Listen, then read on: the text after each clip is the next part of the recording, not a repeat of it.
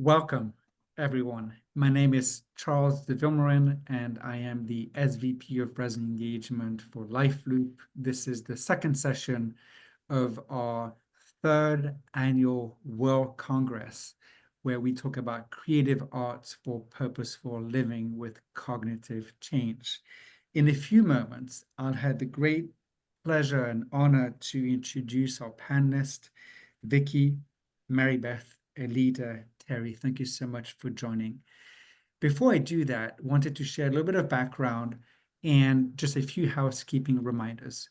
So today, for this session and all the others of our webinars today, we can earn up to 3 NAB, NCAP, NCTRC, and/or NCCDPCE credits. To earn the credits, you need to attend a full session or up to 3. Just fill out the survey no later than midnight on Sunday, March 2nd. We'll process the certificates of attendance again up to 3 hours, and they will be sent out via email throughout the week of March 3rd and no later than March 7th. As always, if you have any questions, please reach out. The email for this is webinars with an S, webinars@lifeloop.com. This session is being recorded, so it will be available for you to rewatch and potentially, if you really enjoy it, to share it with friends and colleagues. Also, as a note, we use the chat and the Q&A features. So for the chat, when you use the chat, please make sure that you select the drop-down that says everyone so that everyone can see your valuable contributions. And then the Q&A is more if you have questions directly for our esteemed panelists. So again, if you have questions for the speakers, the panelists, please use the Q&A. Given the size of our audience, it's the best way for us to be able to track that. Also, and probably one of my favorite piece of advice or ask is please have fun, and thank you for what you do every single day. Quick background about myself. Again, my name is Charles. I'm with this company called LifeLoop. Some of you might know or remember that I was the CEO and co-founder of a company called Linked Senior that was merged with LifeLoop last summer. I believe that old people are cool and that our industry is activity strong. LifeLoop itself is our goal, and our only goal is actually to help senior living communities flourish. Our platform is designed to enrich the resident experience not only by providing evidence-based content and programs, but also to empower staff with tools to do more what they love to do, which is to help residents find purpose. We very recently launched an AI-enhanced calendar management that helps generate activities so we can help professionals be more creative, or sometimes creative if they don't feel like it, but also save tens, if not hundreds of hours per community. Today, we touch, we touch 1 in 6 seniors who live in communal setting, and we are on track with an amazing goal to touch 1 in 3 senior lives by 2027. So if you have any questions about this, if you're interested in any kind of conversations with us, please feel free to reach out. I just simply cannot be more excited to be right now in this phase of the day. As I get the honor to introduce Vicky de Klerk, who's the executive director of the Validation Training Institute. She's going to be leading a session on words as bridges, the power of writing. So thank you all for being with us. Vicky, thank you. And I'll let you take the floor. Thank you, Charles. Wow, after that introduction. But I'm not the important person here. Charles introduced me, and that's enough said. So maybe I can start with Teresa. You are just beaming.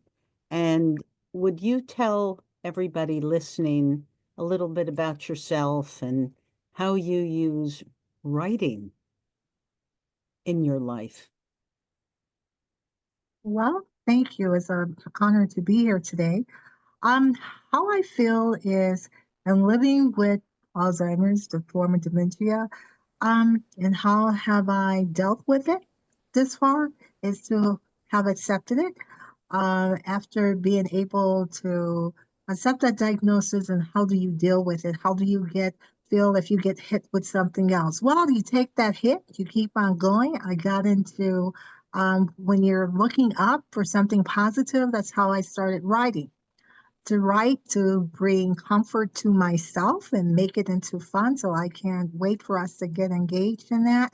And I'm just happy to be here today to share some things of that walk. And that is to keep on smiling, keep on going, no matter what. Keep going. Thank you, thank you, thank you. Where are you, geographically speaking, Teresa? Geographically, I'm one of those unique situations. Right now, I'm in Georgia, in between Georgia and Illinois. Okay, But okay. right now, I'm in Georgia. And next month, in Illinois. It's like a boomerang. Alita, can I turn to you and tell us a bit about yourself? Yeah, hi. Good morning, good afternoon, everybody. So nice to be here with you. My name is Alita Barthel. I am a San Diego-based playwright, screenwriter, and by default, a grant writer. And I have just recently finished a play that I developed in collaboration with Vicky and the Validation Training Institute that is based on my experience with my mom and her stories. And the idea is that it shows a validation method in action, as it were. And we just had a reading earlier this month at an assisted living facility up in Pasadena that went very well. It's called My Own Wilderness. So very happy to be here. I can't wait to hear more about that and how it went in Pasadena in a moment. But first, I want to turn to Mary Beth and give you a chance to introduce yourself and where you are located. Well, thanks, Vicky, and excited to be here today. And thank you very much to everyone for attending today. So the whereabouts is I'm Canadian. I live in Canada, and where I live in Ontario. And a little bit about myself. I'm 58 years old, and I'm living with a diagnosis of probable frontotemporal dementia received at the age of 45 years old. And when I received that diagnosis, my partner, Dawn, of 23 years, was there to help to go through that diagnosis with me, in which there really aren't any words to describe it. And I'm also a mother and to our daughter Brianna, and Dawn and I are so fortunate to have 3 grandbabies. So that's kind of my core of who I am. And back in those years when I was first diagnosed, I was really angry with that diagnosis, and I was frustrated. So I went to the internet, like most people nowadays, and I tried to find information about this diagnosis. And all that it was really was, it was to get your affairs in order, go home, get ready to die. There was nothing positive written. It was all from a medical perspective. And there was very, very few people living with dementia who had found the pen to write. And interesting enough, the ones that did have the strength to write, they were being told that they actually didn't even have dementia because there was no way they could write. And so as a non-writer, that's a pretty interesting statement to make to someone. And I said, you know, I'm going to start to write. And so begins the journey. Yeah. Hmm. How do you use writing in your life? Mary Beth. So when I first started to write, it was the experiences that was happening literally right with me that day. So I wrote a journal. I started to write journals, which I'd never had done before. So it's interesting because I was listening to the conversation from before about artists who had never been artists before, and they get mentioned all of a sudden they're, doing Picassos. And that's kind of how I felt. I'd never written before, and I'm writing this really powerful writing. And for the most part, what I wanted to do with that writing was to educate. I'm the last of 8 kids, so I have a big family.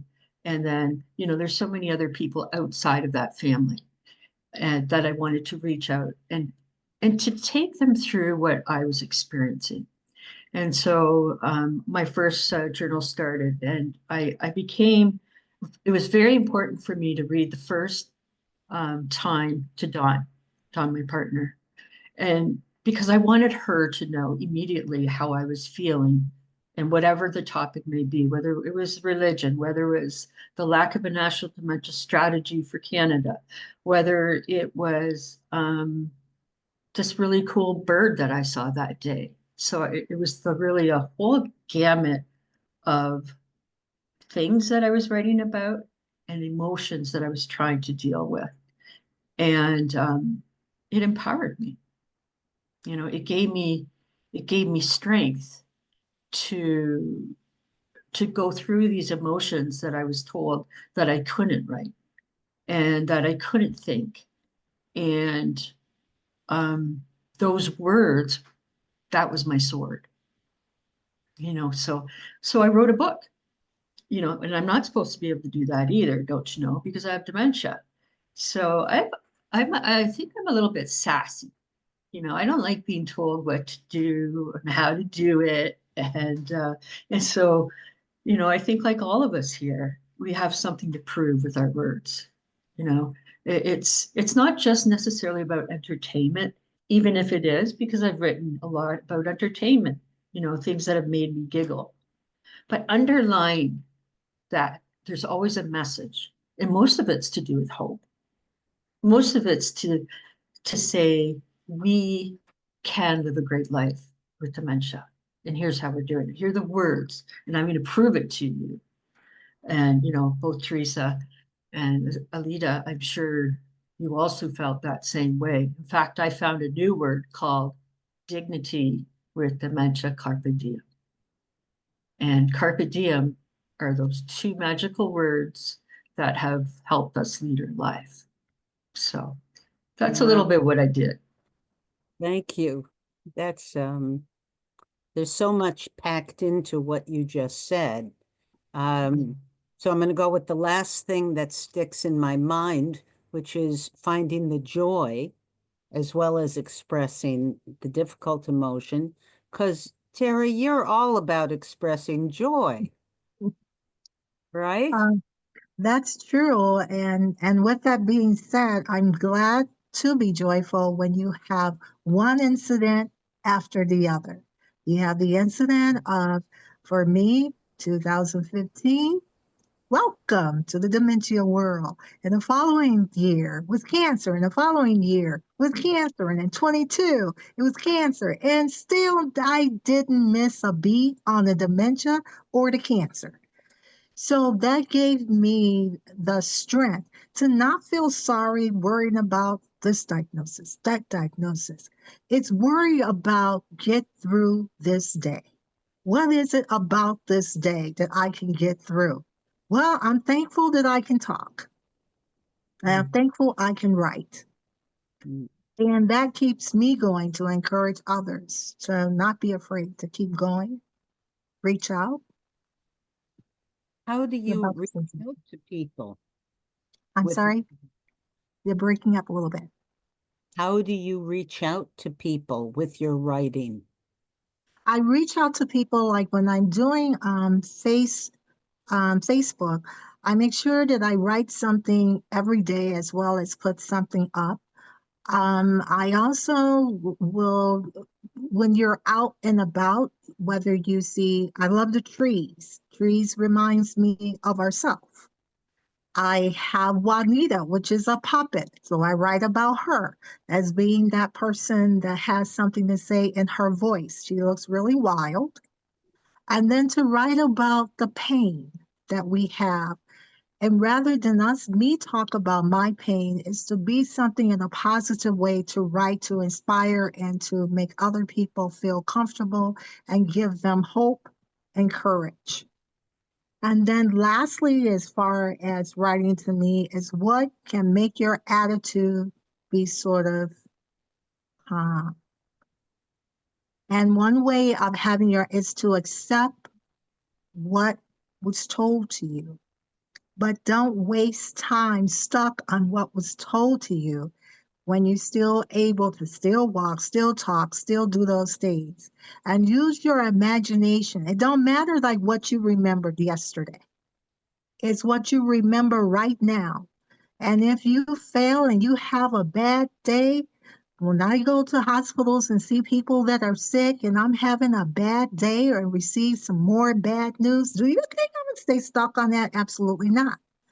Having this disease has not been something to make me feel sad. I had to be a happy person to have happy people to run into or to make them happy as well. Oh. Beautiful. That's, what were you saying? To Wow. make, That's what I was saying. Okay, Mary Beth, go You go, ahead. girl.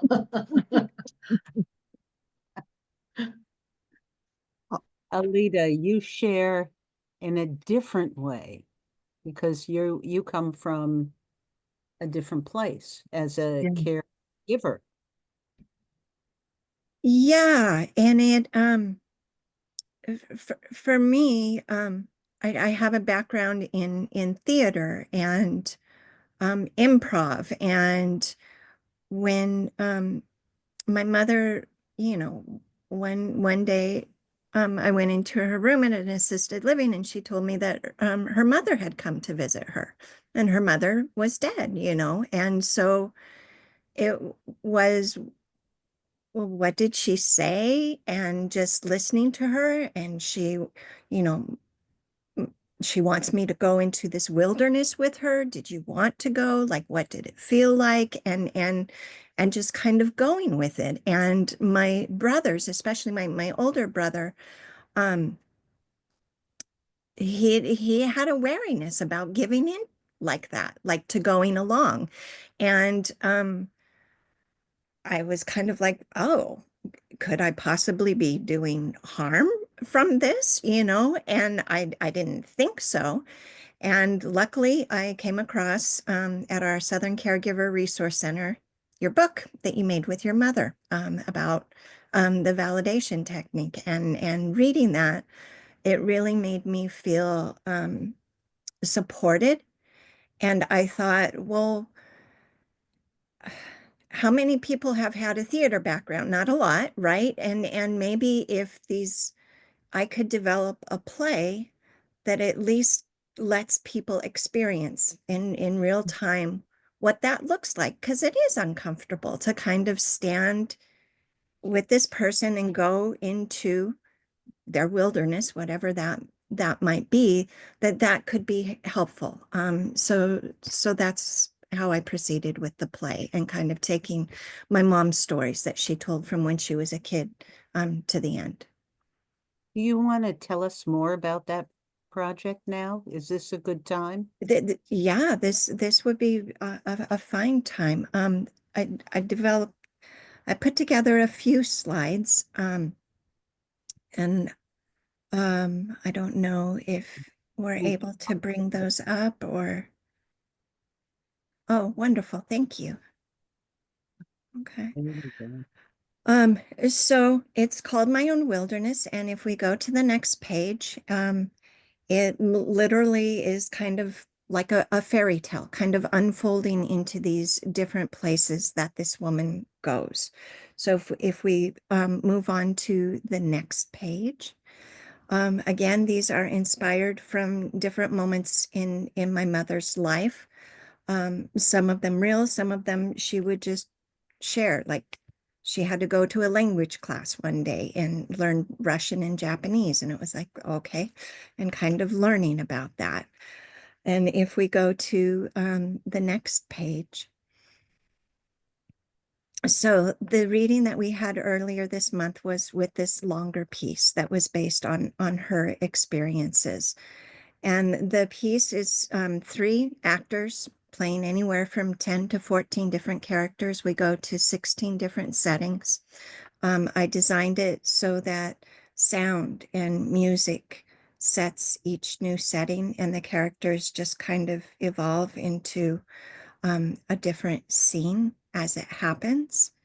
And if we go on to the next page, I also had developed these shorter plays that really go into the moments, like this Frederick looking for water is a father and a daughter.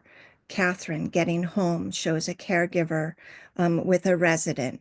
And then the third one I created because we had a reading of these shorter pieces at that same assisted living facility, and they wanted a piece about a couple showing the communication needed for that. So I created this Steve and Margaret piece. And if we go to the next page, is just a photo of that initial reading of those shorter pieces. And I don't know if you can see this fellow in the blue on the far left, and the woman next to him, that's a father and daughter, and they performed in the piece, and they did that Frederick piece together, which was very lovely, and those shorter pieces really worked very well at that setting. And then I think we're at the last slide. Or almost there. So that the idea is to have a theatrical production of My Own Wilderness, kind of that general public, and hopefully with a theater that could offer or coordinate an engagement tour of the 3 shorter pieces going to community centers, assisted living facilities, and skilled nursing facilities. Each of those is like 10 minutes long. So it'd be about 30 minutes, which I think would be a nice period of time. And so just to finish it out, the next slide, my name is Alita Barthel. And again, I just had the pleasure and honor of working in collaboration with Vicki and the Validation Training Institute on this. And this was originally supported by the William Mail Foundation, giving me time and space to go and develop the play. And yeah, that's it. I do want to say the thing that drew me to your work was the beautiful way it helped caregivers who work in assisted living and other kinds of communities understand the experience of an older adult who was moving back and forth in time, and suddenly you made it there, and they go, oh, I get it now. And I think that's a very powerful lesson that when I teach a class, it takes me a long time to get that message across. And here you've done it in basically a 1-act play, which I think that's very valuable for everybody who works with older adults. I think it's more, we see that kind of time travel more with the very old, rather than younger people who are living with cognitive change. Yeah, when I first was working with the director, he's like, I'm scared that we're gonna lose people. And I'm like, I know. Like, but this is how it is. And there's kind of been quite a bit of tension actually developing this piece, because I get feedback that people want a lot of context in the beginning.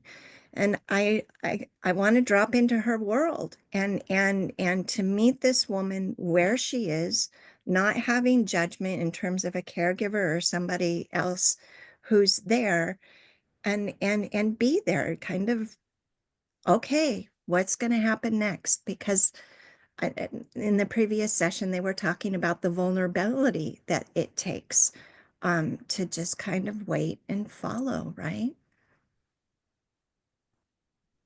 To meet people where they are. Yeah, yeah, yeah. And these actors were amazing. Like we had the first reading and they were just so great that it didn't matter, right? Like we were just following them and following them in that moment, because even though they're very short scenes and going around, they really got into that moment and brought in a character and a point of view, and boom, you were there and you were just engaged. So we have writing as a way of educating. Mary Beth, you talked about that. And Alita, certainly your work is about teaching, really. And Teresa, your work is encourage,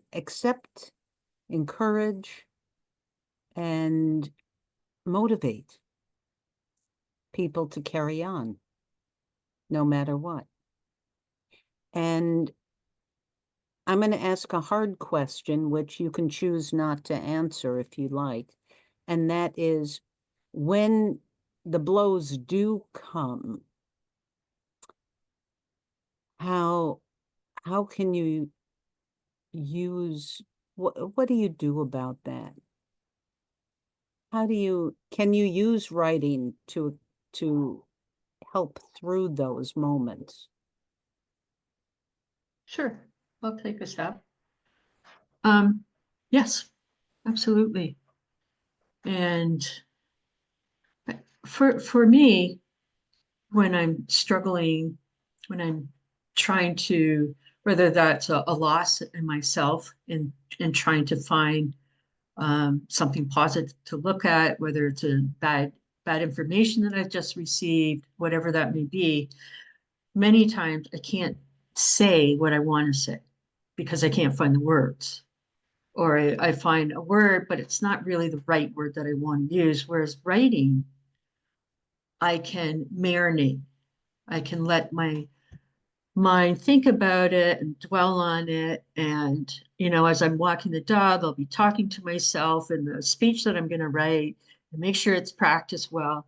So by the time that I do get down, I've got a pretty good idea of how I want to convey the message and get it off my chest, if you will, the struggle. And I know AI is a very touchy topic, but for someone like me who can have challenges still finding those words when I'm writing, AI has actually been really great because I can find those words that I used to find and still use them. And that's power. So yeah, you definitely can still use writing to help get through those challenging times for sure.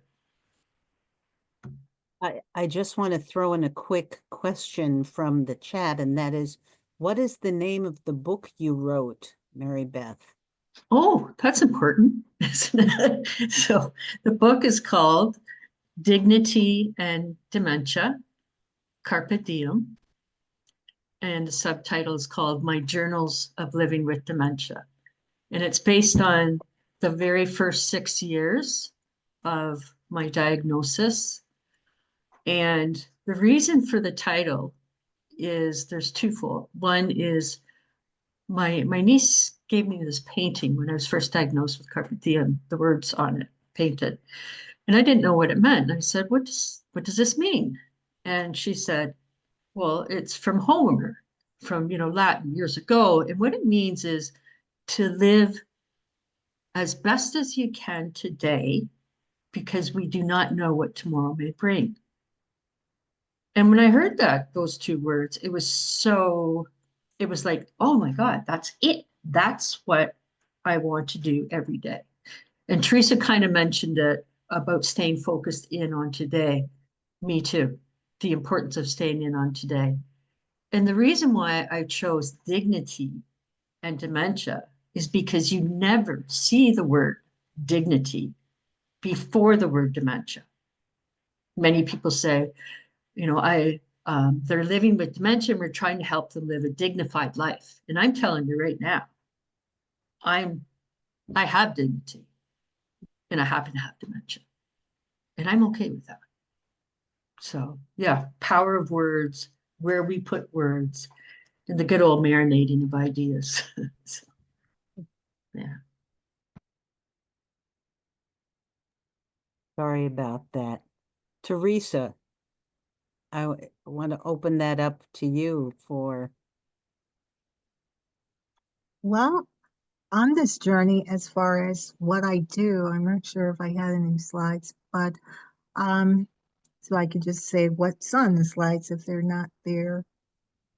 Basically, on this journey and meeting and living this way is the one thing that's very important as far as keeping your strength and the ability to stay okay is to, oh, here we go, creative brief here.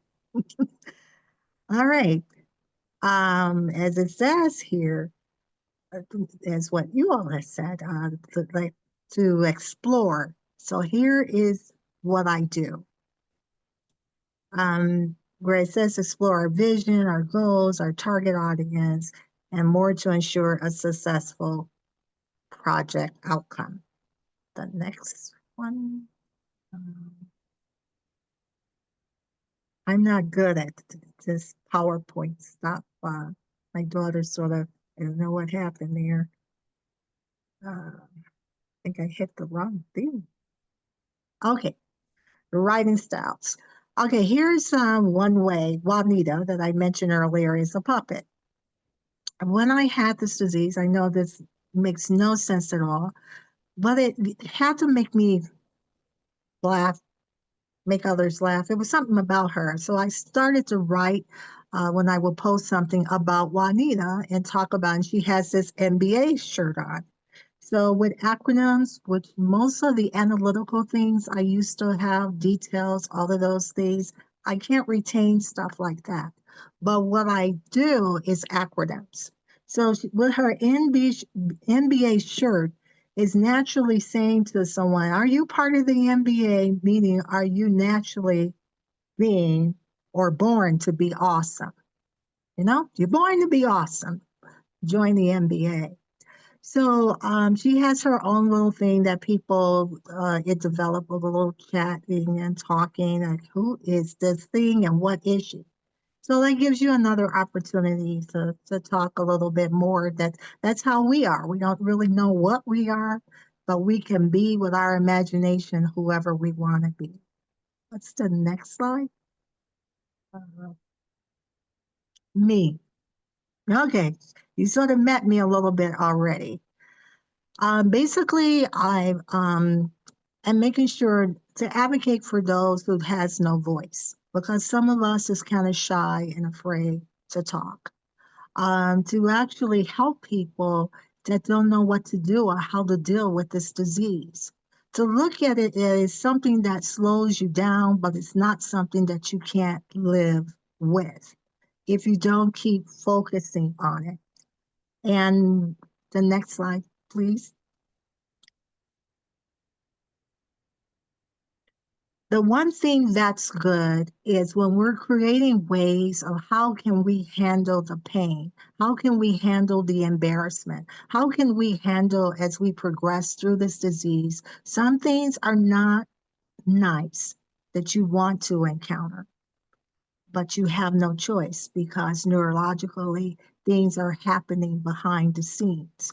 But what I tell when I had to go back and forth for my care is Hiya, Hiya, as you see. And I was on the elevator one day, and all of these people was on there, and everyone was looking depressed, serious, and all the rest of these things, and wheelchairs and the rest of that. And I got on there saying Hiya, and this is one of my favorite things that I pass on to people. And what that means is that we have to remind ourselves every single day how important you are. That's something we have to tell ourselves, hiya. And we even tell our little children how to sing a song a little bit like that, hiya, hiya. And it becomes fun. And they were like, wow. But it's good to tell someone that has had a bad day about how important you are and how you invest time in yourself. So I write a lot about acronyms, about people telling them a message that they can use later in their day or along their path. The next one, please. The objective is to be able to handle everything that we have to go to. Goal number one is the freedom to express yourself. No one owes anyone anything. Just be yourself. You don't have to hide your disease. You don't have to act like, oh my gosh, what has happened to me? We don't have pity parties. We have to learn how to stop feeling sorry or being in pity. All of us is not high energy. I'm not saying that everybody has to be hyper on overdrive. No, you just be you. But in the meantime, enjoy everything it is about your life. The freedom to be you as to what your personality may be. To step up and share whatever it is in life that you want to do a craft. You want to be a picture person. I love pictures. I love writing. I love uplifting people, inspiring people, and reassuring people you got this. You may have the disease, but the disease does not control you. The final one, I think that's it. So I would say live another day and live it like it's your last. Thank you. Oh, wow. Well said. You know, it's interesting to see how very much Teresa and I are alike in our, We are. in case no one's picked up on this yet, but it's staying focused. It's whether that's through the art, whether it's through the words, but it's intentional in its meaning. There's lots of negative stuff that we can get lost into, and perhaps sometimes we do, but it's always trying to bring ourselves back to that center and making sure that we're surrounding ourselves with people who support us and love us and who stay focused on our positives, you know, and that we don't go down that railroad track of stigma, and which is a constant fight for all of us, as we well know. And you know, I think there's a lot to be said for the voices that, you know, we really appreciate coming today. We have to get louder somehow. You know, I think I heard there was about 700 people on this call, which is awesome. And imagine if those 700 people, there used to be this commercial that would say, if I tell one person to use a hair, whatever the hair product was, and you tell one person, and they tell two, and then they'll tell three, this is what we need to do, really. We need to get our words and we need to show our plays and we need to vocalize that we're still here. We have a great deal to offer life, and don't discount us. You know, I'm not scared to be seen. Right? Was that a rah, rah, rah? Yeah, Come on. definitely. I'm writing that one down. That's a great one. It's like we're at the hockey game. Yeah. Not scared to be seen. Mm. That's important.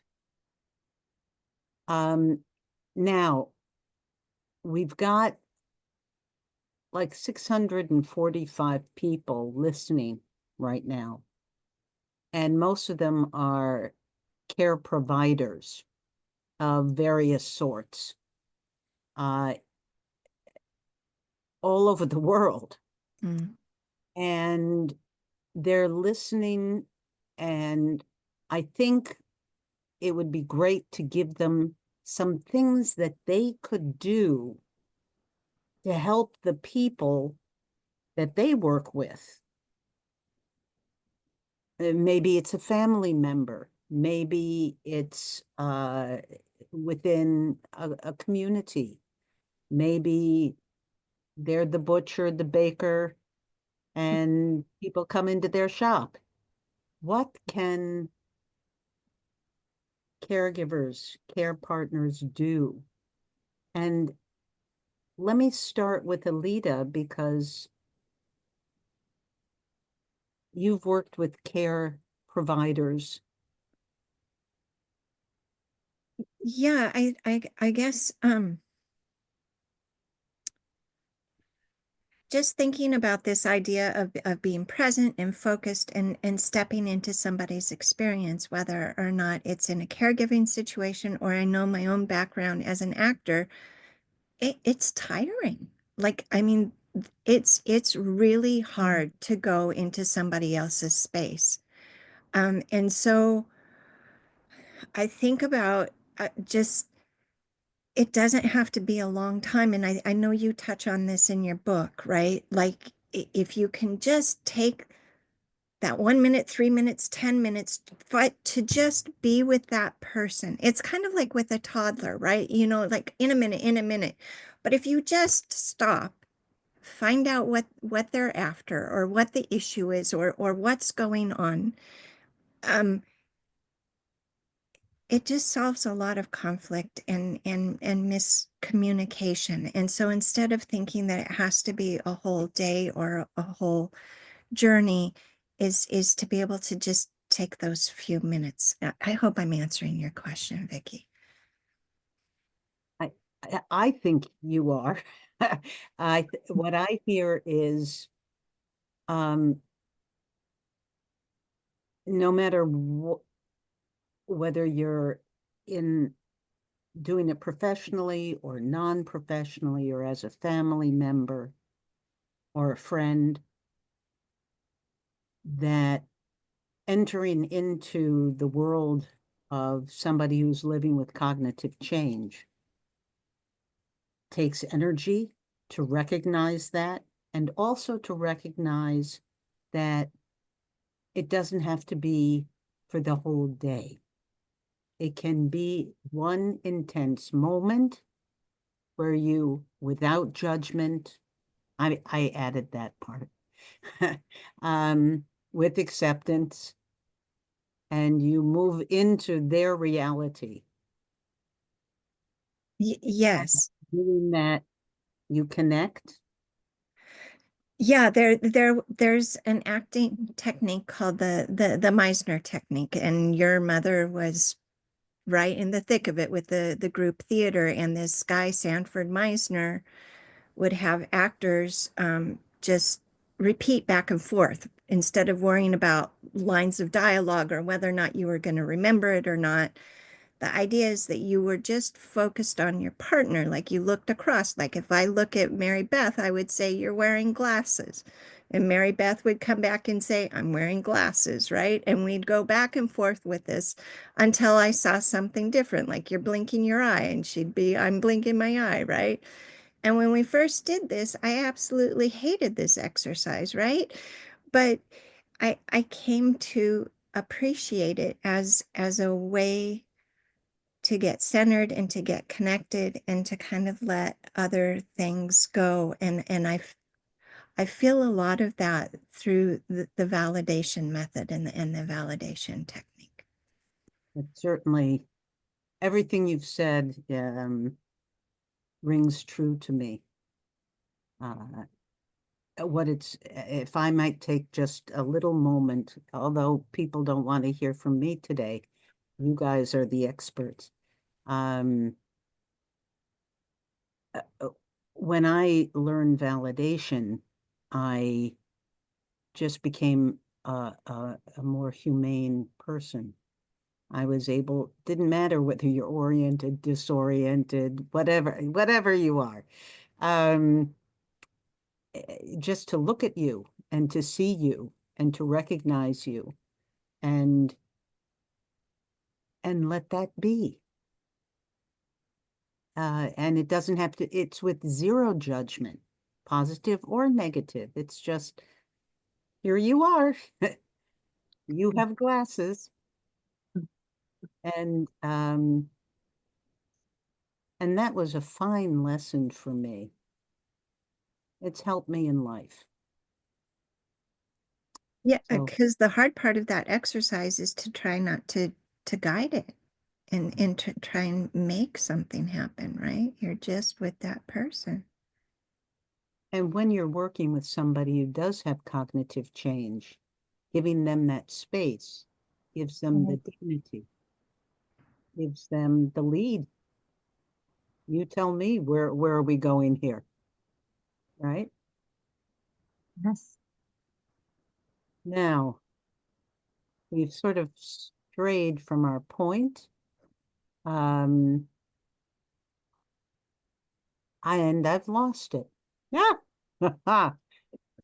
I'm supposed to be the one leading the moderator here, and I've lost our. Oh, we were looking for ways that the listeners could help the people they work with. And I had asked Alita. Now I'm going to go to Mary Beth and then Teresa. I'm a historian by love. And one of the things that I've learned is I can do puzzles and things like that. And that's great. But the best puzzle for me is trying to figure out the puzzle of my family generations back and all the different things to go through. And I'm currently working on two different books. So I finished one about my family, and I gave it to my dad a couple of years ago for his 90th birthday. And it was about the Whitens and had all this great things. But, you know, kind of funny because I had dementia. I wasn't supposed to be able to write and figure this stuff out. And, you know, here you go, Dad. And so when I think about what can people walk away with, I think about ancestry and imagine helping people just to write about their own ancestors, their own family. It doesn't have to be long. Maybe it's, you know, I have 6 brothers, I have a wife, period. But it's finding those words again to tell a story. And that's what's so great about ancestry and genealogy.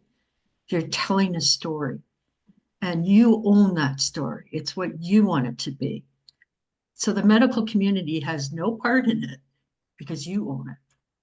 And so I can imagine encouraging people just literally with a piece of paper and a pen and maybe just talk with them and you do the writing. And so you're capturing, still using their words onto a piece of paper and you publish it. You literally, you know, you get it done and there's your book. And it's not as hard as people think. We can self-publish now. And that's how I got my book. Everybody kept telling me no. And I said, no, this is getting published. And there we go. So there's things just as simple as that, whether it's even a magazine. I have a number of articles in magazines. So perhaps you have a family council at one of your homes.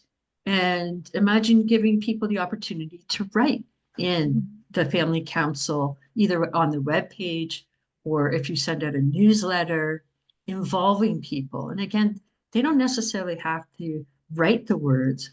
You can help them do that and write what they want. So I think there's lots of different ways. Happy to help people or come up with some suggestions too. If people want to brainstorm with me, I'd be happy to do that. Yeah. Teresa, what are your suggestions to the folks listening? Well, I we first, I'm sorry. sorry, I should have started by saying that those are fantastic. Just great ideas. And before I turn the floor to you, Teresa. Well, I would say that with our caregivers, first we give thanks to them because each of us have our own individual issues. So you already have the diagnosis and how each of us react, communicate, feel. Are you fair? Whether you're married, single, being divorced. I'm keeping it real because this is real stuff. Being in the support groups are very helpful to have. Do not ever try to isolate people if they're still able to be about. If they're a little bit more ahead of the things, then that's a whole different situation where you may need help with their care. But on their early parts, the middle part is to encourage them to still do things for themselves. Encourage them to let the caregivers know what you're doing, what you have, so they can be know about that. And also to have a conversation, but don't make them feel like it's too much, like you're just making them too overcoming. Let them be themselves. When we become to be more forgetful as we progress through it, they'll watch out for us to make sure that the caregivers get care and they get support just like have our own little huddle. They need their huddle too. As the stress for them to release what their experiences, to share that information, but also to encourage them that you have worth. Why are you still sitting on the couch? Why are you not calling up your friends? For them not to be isolated. Make sure you put them in a scenario that they can talk, or give them something, find out what they like doing. Take them to exercise, find them an art that they can do. If it's between couples and things like that, it's so many resources that we have to talk about it and they have to listen.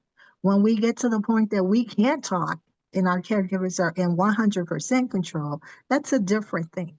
But on our journey, it's just to make sure that you keep us inclusive, give us something to do, encourage us if we do something wrong or if we forget.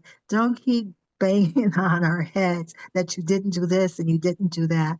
Be more in a complimentary way to say, you're doing a good job, but so always put something positive in there before you say the disciplinary thing that we did wrong.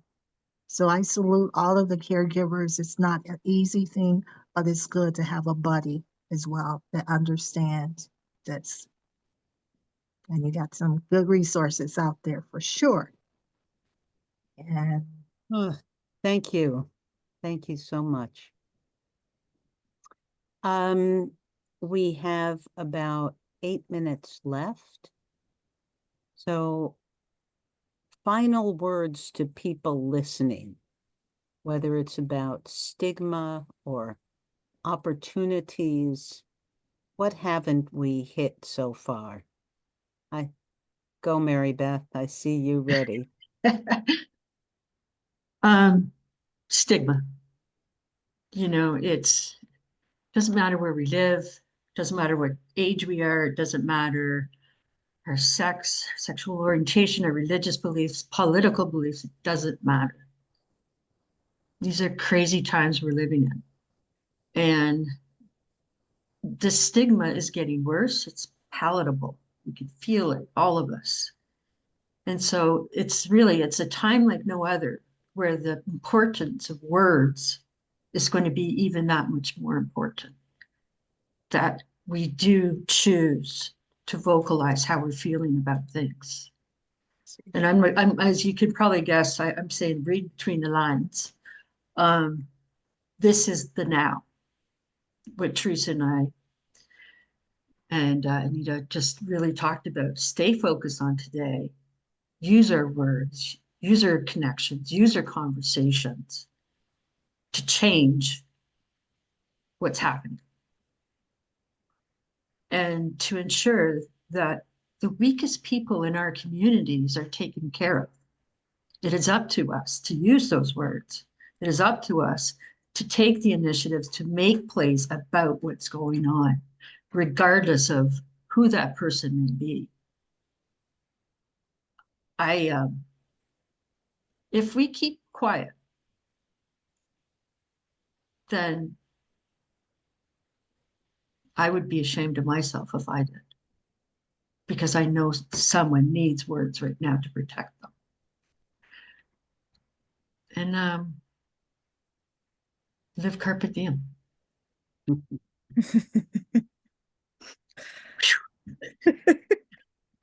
Gorgeous. Yeah. Yeah. Last words, Alita. Just what Mary Beth was saying about who that person may be. I'm just daily, I'm just reminding myself to be curious, right? If I can be kind and curious, that's the top of the heap, right? But to at least be curious and ask questions, and that fear of something and wanting to keep it far away, it just doesn't work, right? You know, Keeping the just fear of disease, fear of not knowing how to interact with people.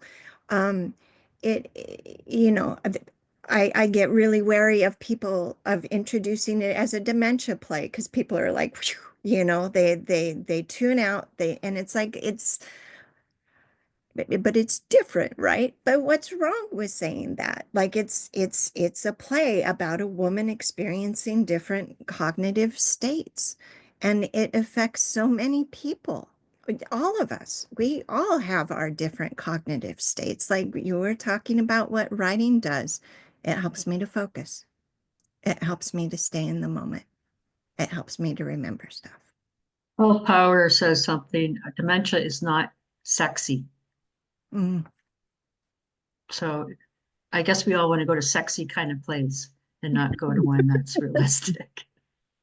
It does open with her in a nightgown, but you know. Oh, yeah.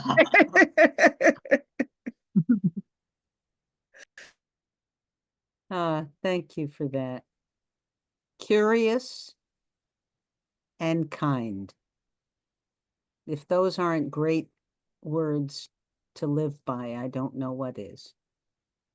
Teresa, lay some on us. Well, I would say, wait, did I hear you correctly though? Because what did you say to make sure I'm answering it right? Some final words for the people who are listening. Okay. What would you want for Mary Beth? She was talking about stigma. That was an important thing for her. And Alita said kindness and curiosity. Okay. I would say to allow, as long as we're able to still do things, to allow us to do it, as to try to guide us. When we get to the point where we can't do some things and it's more noticeable, it's just a way how to relieve us of certain things, to say it in a way that keeps people calm or don't make them get more angry. But you're not going to be kind 24 hours a day. There's going to be, just like little kids have temper tantrums, and we have our own emotions as well. And sometimes it's good to back off and let them have, or let us have, silence, to be able to get back in a frame of mind of peace. And then allow them to be able to take some type of sports or write or play an instrument, even if you can't play, and let them step out the box and try some things they never did a day in their life. But remember, our life is different now. And before we get so far where we don't know what's going on, is the best we can do is where we are right now. And where I am, where you begin to flip your pages a little bit faster because your memory gets a little bit shorter. But don't keep a record like, oh, this is where you are right now. But just encourage everyone to do the best that they can and get help if they need it. But don't be too pushy and aggressive. Let them progress until they get a little bit more for the caregivers to step in. Give them some space. caregivers need to not jump in too quickly. Too snuggly, that Yeah. makes them worse. And it's different, and relationships and everything. Everyone's situation is different. Some people has to go back because you might be dealing not only with that one thing, but something else. And so things are unique. We have to accept that. That is so true. Gosh, there's a bunch of questions on the Q&A. I'd like to encourage Alita particularly. There are specific questions I can't answer. Thank you, everybody. Thank you, Teresa. I'm so grateful you were here. Mary Beth, I'm incredibly grateful for your meeting you and for your advocacy work. On behalf of everybody in the field, I thank you. Thank you, Vicki. Alita, thank you for being here and sharing your work. I mean, you mentioned me very kindly, but it's your brilliance and creativity in reaching into the life and mind of your mom and allowing her to tell her story. And you being open enough to give her the words, like Mary Beth said. You gave her the words. Thank you. And thank you for having me. This was an honor to be here today. Thank you, Vicki. Ditto. Yes, Oh, we definitely say thank you so much. And I just will say, remember what we can. And we just translate that we can't accept negativity. We can do everything, but we can't accept negativity. CAN. thanks, Teresa. And my turn to thank you all, and thank you, Vicki, for conducting this amazing panel. As we wrap up, I invite you to please stay, maybe turn off your camera if you don't mind, and mute yourself. And before we close this second session, I wanted to remind us of a very exciting happy hour that we'll be conducting in partnership with actually Vicki and then Brenda, but led by Brian. And so this will be at 4 p.m. Eastern. Also, a quick reminder that some of our Activity Strong Resident Engagement Champion webinars have now morphed into Flourishing Communities by Life Loop. And so excited to have my friend Janine Kinsey, who's the Vice President of Social Wellness and Enrichment, be joined by Kristen Flynn, who's a Social Enrichment Director for an amazing organization called American Senior Communities. And they are part of 12 organizations this year to have won our Communities That Shine. So this Flourishing Communities is for us all to learn from these amazing leaders on how they're delivering on personalized engagement across an organization. So we'll hear about best practices, how they use technologies, and some very forward-thinking innovation. So excited for this. And then the last but not least, obviously, reminder is our next Activity Strong webinar led by somebody quite amazing, wonderful, really inspiring, Anna Hall, who is the Chief Culture and Community Officer with a great organization on the West Coast called Front Porch. And we will be discussing purpose as a lifelong anchor, adapting and thriving through change. With this concludes our second session of our third annual World Congress. If you want to stay in the loop, quote unquote, with our upcoming education session, Everything Activity Strong, Communities That Shine, or Flourishing Communities, feel free to take your phone, zap the QR code, or just go to lifeloop.com. With that, we're now headed to our second break, so I will let the recording finish.